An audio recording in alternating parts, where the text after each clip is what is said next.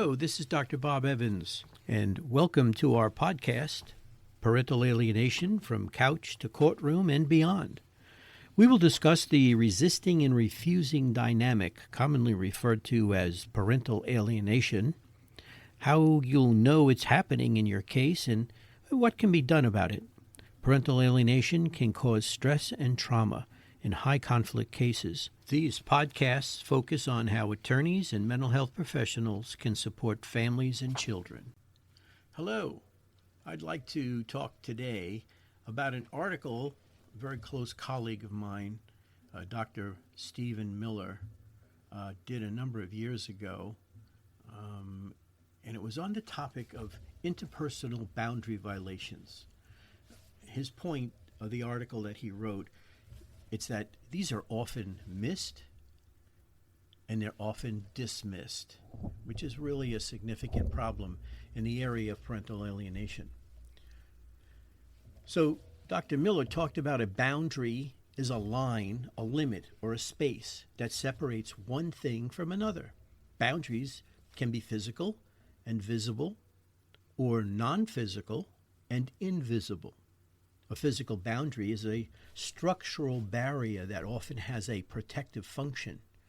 Our skin, for example, not only serves as a container or a boundary, if you will, for our internal structures, but also serves as a protective barrier to shield us from toxins, pathogens, and other environmental threats. An interpersonal boundary is an invisible line, a limit, or a space that in a given culture separates one person from another.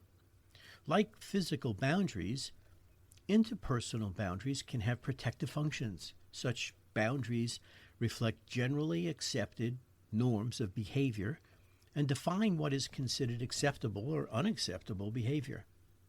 They define a comfort zone and are essential to physical, mental, and emotional health.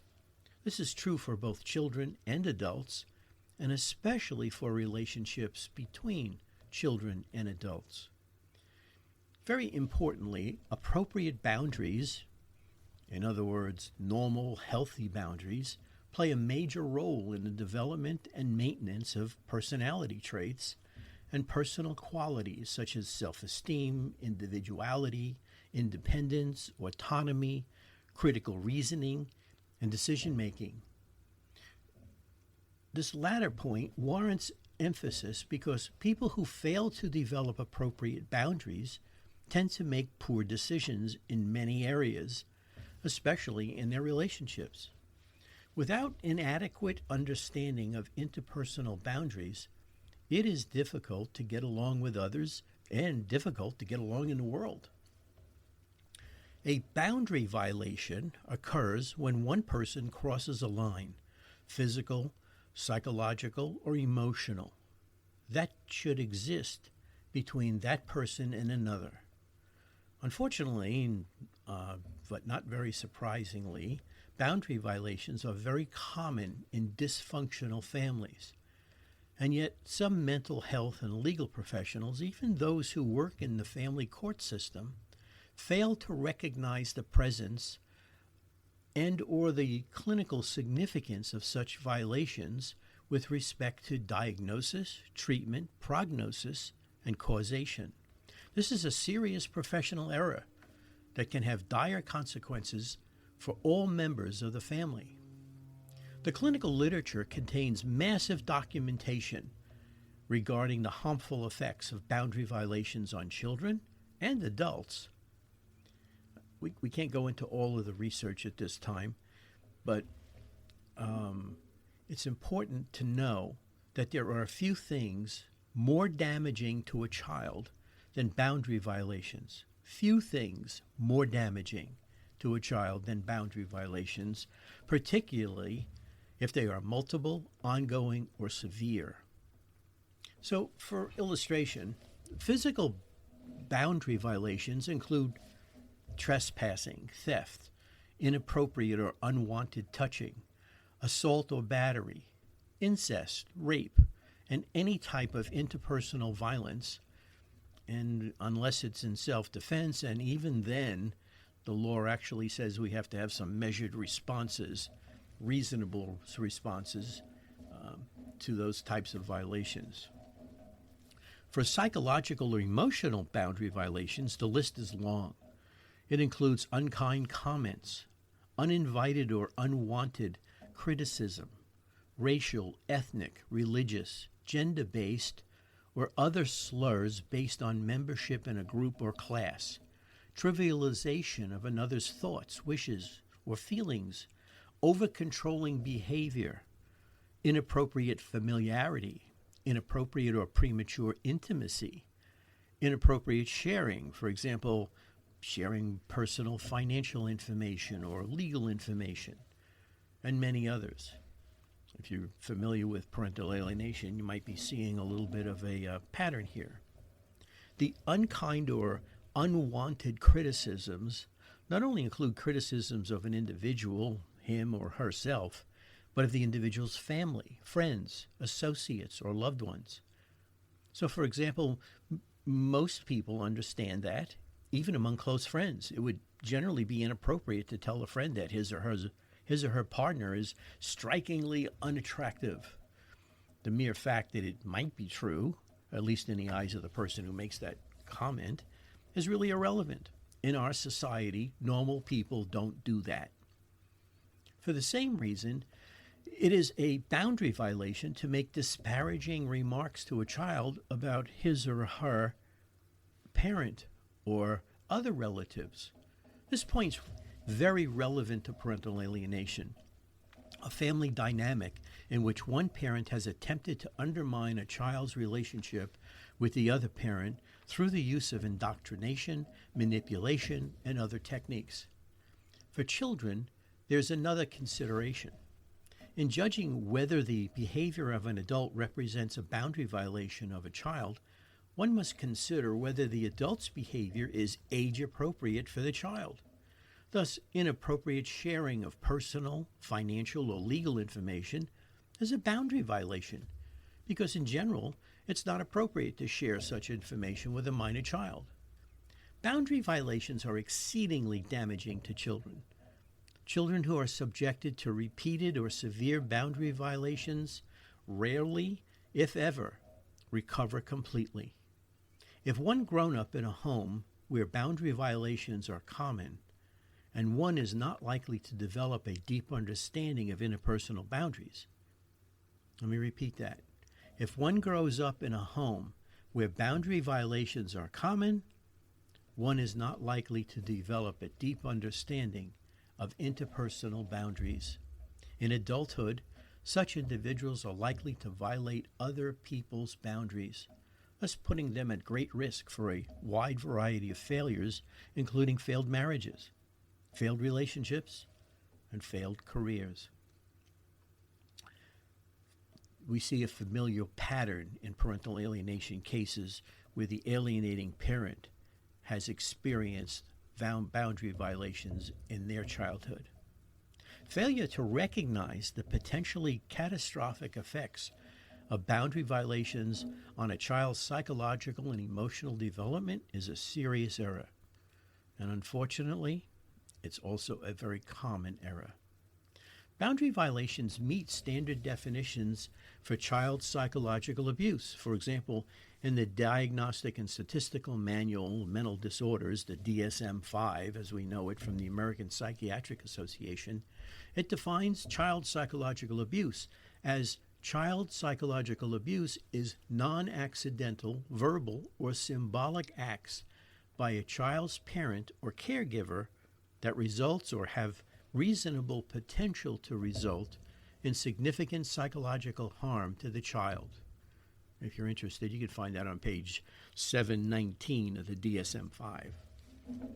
One does not have to be a mental health professional or a legal expert to see that boundary violations meet this definition. As well as parental alienation and pathological enmeshment. Thus, unless trivial, boundary violations are a type of child abuse, though we should not single out children in this regard, since repeated or extreme boundary violations also meet standard criteria for abuse in adults. Parental alienation, the diagnosis, is usually made by a qualified mental health professional using a family systems approach. To oversimplify, the basis of this approach is to consider certain key criteria or factors. And we use the 5-factor model of parental alienation to do this. Number one is that the child is obviously resisting or rejecting a parent. And number two, that parent had a previously positive relationship between the child and themselves. The third factor is that there's an absence of maltreatment or physical or sexual abuse by the rejected parent. And the fourth factor is that the alienating or favored parent is executing any of the 17 recognized strategies that was described by Baker and Find, and we use this all the time. And basically, it's been recently validated in a number of articles, actually. And then the fifth factor is that the children are exhibiting any of the behavioral manifestations, or refer to them as symptoms, of parental alienation. This approach is based on well-validated clinical concepts. Regardless of what you may hear from other folks, it's a well-validated clinical concepts, and we recognize that.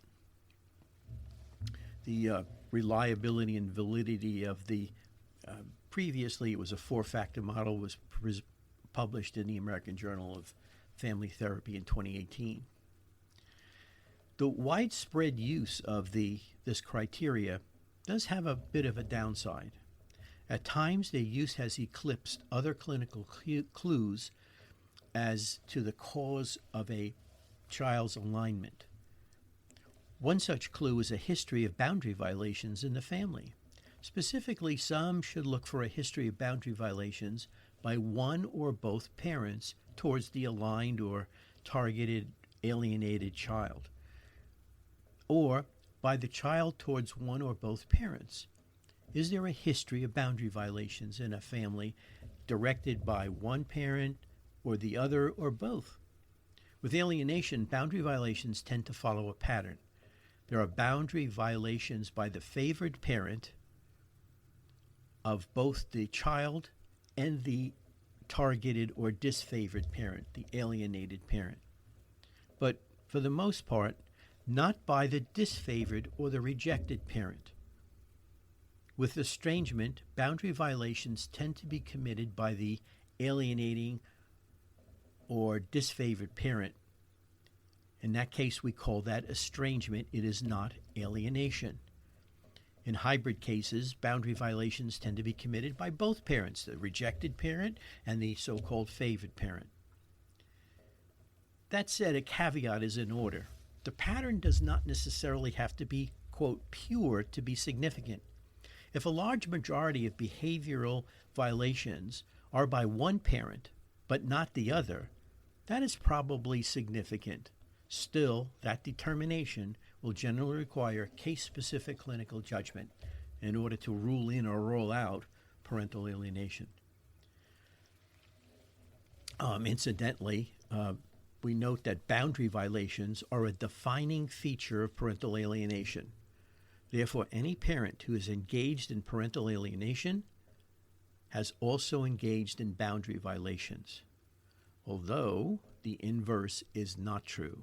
For example, bad-mouthing, limiting contact, undermining trust and authority, and any other alienating behavior almost always involves boundary violations. Boundary violations are also a defining feature of pathological enmeshment. In this context, enmeshment is a family dynamic in which one parent has essentially engulfed the child, such that the parent has not only violated the child's boundaries, but obliterated them. By definition, the enmeshed parent has erased the normal, healthy boundaries that should exist between a parent and a child, thus weakening havoc on the child's psychological and emotional development, while essentially hijacking the child to meet that parent's own needs. Concurrent enmeshment is not is common in cases of severe alienation. Let me repeat that. Concurrent enmeshment is common in cases of severe alienation. For obvious reasons, enmeshment, like behavioral violations, is exceedingly damaging to children.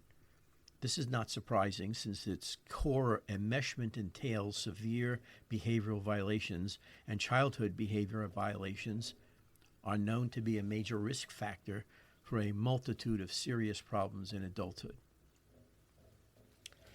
Although behavioral violations are a hallmark of both alienation and enmeshment, they have received relatively little attention in this regard.